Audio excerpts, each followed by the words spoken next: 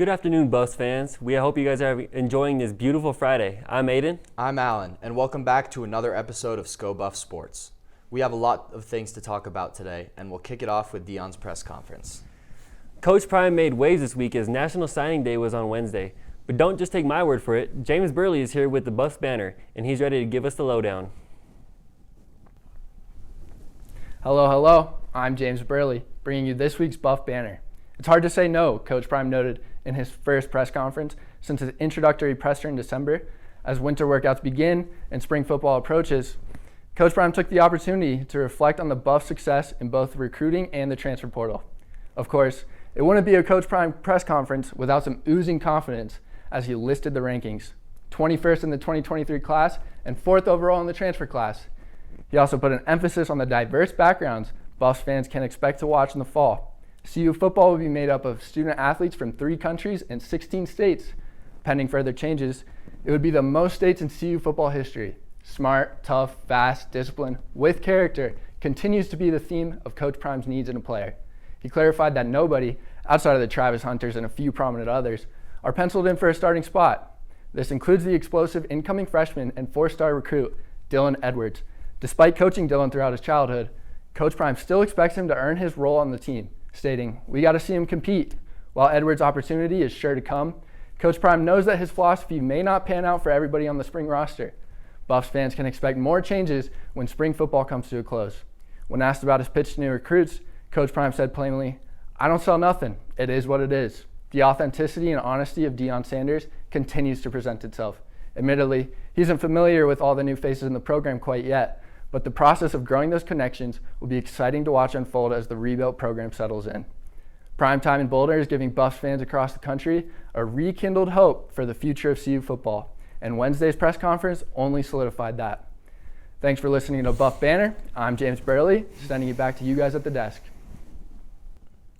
Deion is making a ton of waves in the CU football community. We were also able to talk to athletic director Rick George and hear his thoughts on everything.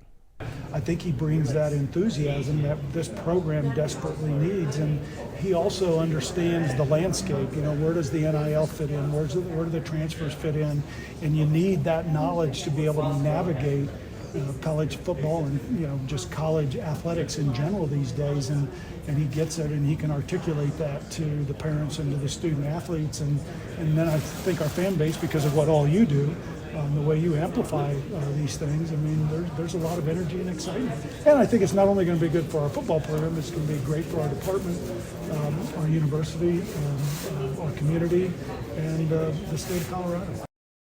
We've got a lot going on with Colorado football as Deion Sanders continues to recruit new players even after National Signing Day. Which brings us to today's trivia question. When was the last time CU had 2 5-star recruits? Stay tuned until the end of the show for the answer to today's trivia question.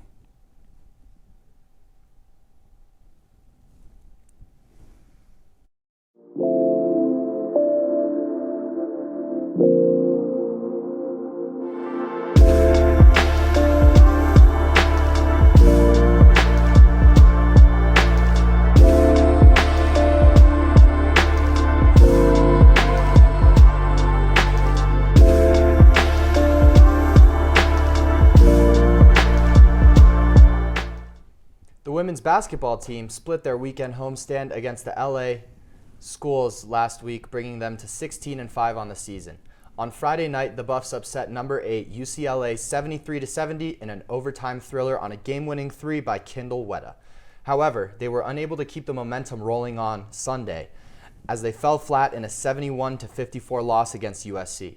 The defeat against the Trojans was the first home loss of the season for the Buffs. Despite Sunday's disappointment, everything is still in front of the Buffs as they still look poised to contend in the Pac-12 and in the NCAA tournament. They look to get back on track this weekend as they head to Eugene for a Pac-12 showdown against Oregon. Yesterday, men's basketball went head-to-head with California at the Keg. The Buffs got off to a hard-to-watch start in the first half, shooting 25% from the field and only going 2 for 11 from the three-point line. Coming out of the break, the Buffs looked like a completely different team. Madelyn Humphreys was there, and she had the whole scoop. Hey Buffs fans, I'm Madelyn Humphreys reporting from the CU Event Center. After an amazing Colorado win against the Cal Golden Bears, 59-46. Although we came out with a win, it was a really hard first half for the Buffaloes as they put up 10 turnovers and allowed Cal to lead the entire time and even in an intermission by 3 points. Heading into the locker room, Boyle said that he told his players they did an amazing job not letting their offensive frustrations bleed into their defensive efforts. Boyle said they also did an amazing job playing aggressive basketball. Headed into the second half, Tristan De Silva put up 12 consecutive points, which gave Colorado the lead, and they never gave it up from that point on. Cal also had a combined 22 turnovers, which Colorado turned into 23 points. We had 2 double-digit buffs tonight. Tristan De Silva put up 20 points, and KJ Simpson put up 10.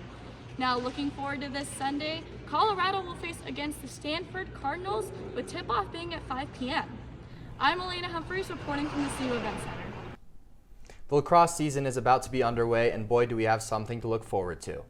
The preseason polls are in, and our Buffs are ranked number 25 in the country to start 2023. They also rank 3rd in the Pac-12 behind number 1 ranked Stanford and number 2 USC. Last season, they finished with 11 wins, and they are looking towards a higher number this upcoming season. They start play officially at noon next Friday at Vanderbilt. The Colorado track and field teams hit the road again after putting up quite the performance in their last home meet of the indoor season. Last Friday, the Buffs took first place in 12 events in the team's final home meet, with the men's and women's teams winning 6 events each. Avery McMullen brought out the fireworks in the 60-meter hurdles, winning the event in record-setting fashion. The star senior finished with a time of 8.25 seconds, officially running the fastest time in the school's history. The record was formerly held by Hannah Cooper, who broke the record in 2002. This week, Colorado sent athletes to both the New Mexico Collegiate Classic and the WSU Open.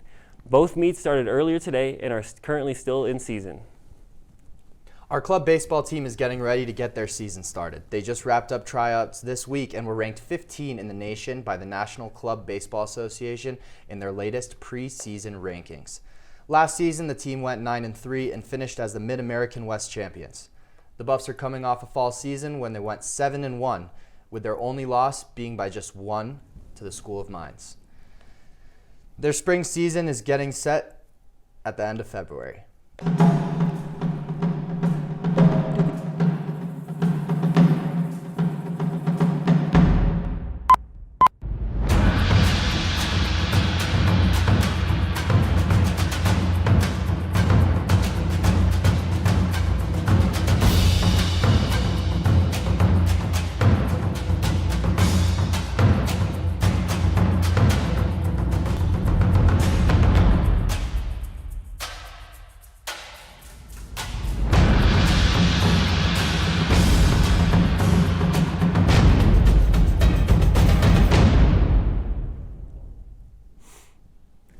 The ski team made its way to Snowbird, Utah last weekend, ending with 2 podiums wins in 3rd place, finishing 4th overall at the Westminster Invitational. The coach, Chad Wolk, stated, "Conditions were tough today. Overall, I thought we did well fighting through them. It was a long day, but Jacob and Flip especially psyched well today. The Buffs will have 3 days off before the next meet, closing out the Montana State Invitational next Tuesday and Wednesday with giant slalom races on both days. The races were moved back a day due to extreme cold temperatures expected in the area on Monday, with forecast lows around -35 degrees.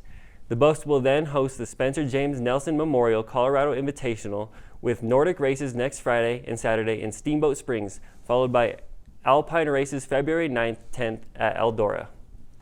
On the topic of the ski team, we have some breaking news. Head coach Andy Leroy was released from his position, which CU announced today. This was just the beginning of his 2nd season as head coach. The school said that it was a personal matter and would not comment further. Jana Weinberger, current Nordic coach, will fill in as interim head coach. If we have more info next week, we'll let you know, Buffs fans. The D1 women's hockey team has struggled to start in the 2nd semester. They have lost their first 4 games versus Arizona State and Utah. This puts them in a bit of a pickle in their conference as they are currently in 5th place and the top of 4 teams make the conference tournament, which is Boulder this year. This puts them versus Colorado State in what looks to be their most important game of the season. As we speak, this pivotal matchup is taking place right here on our YouTube channel. Tune into our live stream to catch all the action and cheer on the Buffs for a victory in the Rocky Mountain Showdown on ice. We'll see you there. Hopefully this video gets you excited for the game. What's going on, Buff fans? Sydney Pulitzer reporting from the CU Rec Center for tomorrow night's big matchup against CSU for women's hockey as they try to make another attempt to come back with another title after the last 2 years. Buffaloes are hoping to get their ticket punched for the playoffs after a 7-10 season. After talking to a few players yesterday after practice, they talked about how you have to lose to win. So with the expectation after the last 2 seasons as reigning champs, we'll have to see how it goes this coming Friday at 5 p.m. So, Buffs, show out, and let's have a whiteout. Let's go Buffs.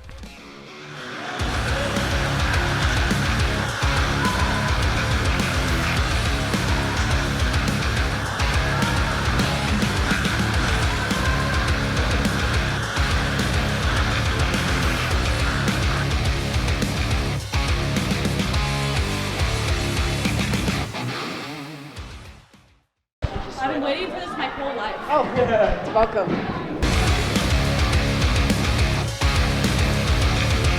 All right, ready? I'm Sydney Pulitzer with Go Buff Sports talking to Sydney Brown. Sydney, how are you feeling about this Friday's matchup against CSU? Good. It's a big game for us. We really need to win and work really hard and get it through. And obviously, CU is one of our biggest, CSU, almost messed that one up, is one of our biggest rivals. So it's a really important game, especially to advance to leagues. So yeah. As a leader on and off the ice, how would you describe just kind of the team chemistry and team dynamic going into this game on Friday? yeah, after losing back-to-back weekends, we really have started to really connect and grow as a team. And some people say you can't win until you lose. So I think it's going to be a really good weekend for us, and I think we can do a lot and achieve a lot. Yeah, and this weekend's pretty big with going into playoffs and hopefully back to the championship like these last 2 years. Right. How do you feel about that? I'm excited. I hope we can do it, and we have a great group of girls with a lot of heart. So we're just hoping to go kick some booty. Glad to hear it. Thanks, Sydney. Thank you.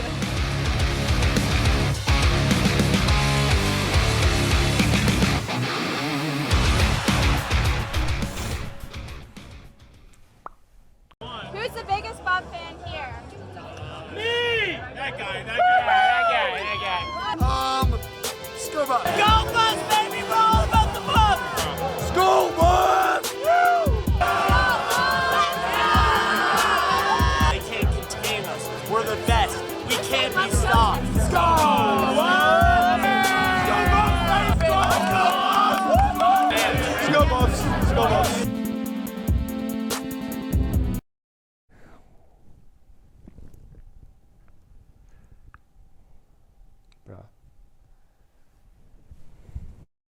Who's the biggest Bob fan here? Me! That guy. School bus. Go bus, baby, we're all about the bus. School bus! Woo! They can't contain us. We're the best. We can't be stopped. School bus! School bus! School bus! Hello and welcome to Rapid Fire. I'm your host, Jimmie Searfoss. Let's hop right into it. The track and field team is split today with some of the athletes at the Washington State Invitational and the New Mexico Collegiate Classic. Those events will be taking place all day long. The team will be looking to build off their successes from the Colorado Invitational last Monday, where a few school records were set. Our women's basketball team is looking to get back into the win column after their loss to USC on Sunday. They'll be in Oregon. That game will take place at 8 p.m. The tennis team swings into action on Saturday the 4th as they take on San Francisco in Boulder for the first time in school history.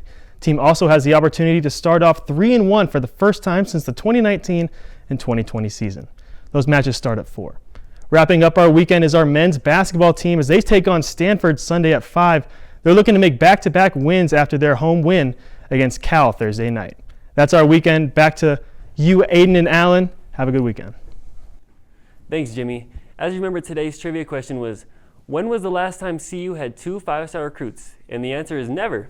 Can you believe that? Coach Prime brought us 5-star recruits, Kamari McLean and Travis Hunter, who are looking to set the Buffaloes team on fire.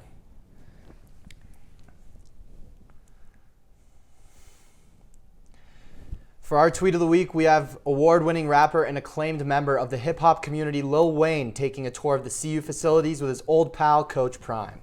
When he's not busy making hits, Wayne is known for being a football fanatic, but even he couldn't believe what he was seeing. To no one's surprise, the famous artist was shocked by Colorado's state-of-the-art facilities, and the meeting sparked excitement on campus, as well as for Buffs fans nationwide. This isn't the first celebrity to be seen linking up with Prime, however, as just last year he was seen pumping up his Jackson State squad with Snoop Dogg. Needless to say, you can truly start to feel the momentum building with this program. And who knows, maybe we might end up seeing Wheezy take the field with Ralphie in the near future. You can catch the full video on the Sports Center Twitter. Thanks for tuning in to another episode of SCO Buff Sports. I'm Aidan. And I'm Alan. We'll see you next week, and remember, you heard it here first.